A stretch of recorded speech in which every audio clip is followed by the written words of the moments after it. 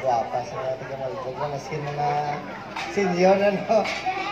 Gusto ko na itamyawan na ato hindi mapisan nga barangay kapitan kay Kap Helen Sula, mga kagawad nga ridri, mga former kagawad.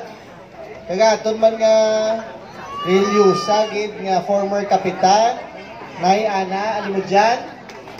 Mayong hapon gid. Kag thank you gid kay kagawad Ronelyn sa venue. No, salamat gid. Sa inyo tanan mayong hapon gid ah. Ari di ako nga ex-girlfriend. Tabiyawan ko ako nga pamilya. Doon ako kabata, kag ako nga asawa.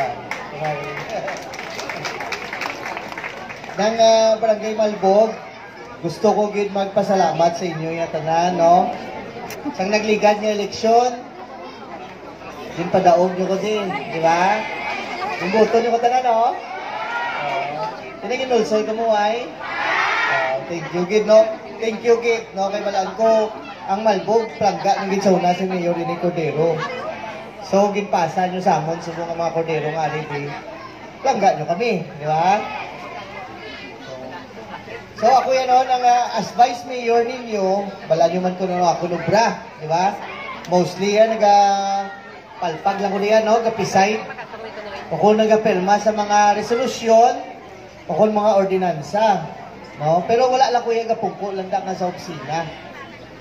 Si Vice Mayor Mark Cordero nagatingwa gid nga magwa, no? Amo na nga nagalakat ako, no? Kaysa wala ako diri sa pero wala ko ya absent sa sesyon. Kada sesyon ara gid ko nada, no? May absences kung may official travel ako.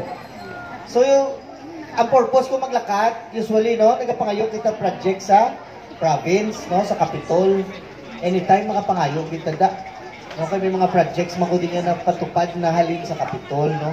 Ang ibang dalan, ang ibang CCTV. Wala labot sina, may nasyonal man kita nga nagabulig. Diba? May anak kita mga senado, congressman.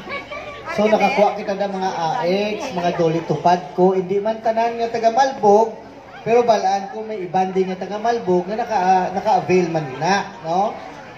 So, pasensya lang sa iban. Pero tibasi kung next term nato kag mano ang namin ko bla kay subong wala na supportar sa babaw ato na imakas, no? Pero pagidayhan kung may support sa executive, di ba? Ano pagidayhan bikon si Mayor Bianca Quinto na ang ato ng mayor, di ba? Wala pa gani katungkog ka pangatag na, di ba? So kung kaluyan kami nga duwa sa executive, mangatag na siya kay executive na siya. Ako yung legislative, sige pero mangita mo kong gapon pagi para kapanghatag mo ko. So at least matalaktak na tungkol kaluyan ang istansyahan nun. No? Ang mga programa ni Vice Mayor Mark Cordero, siguro nakita nyo naman na, no?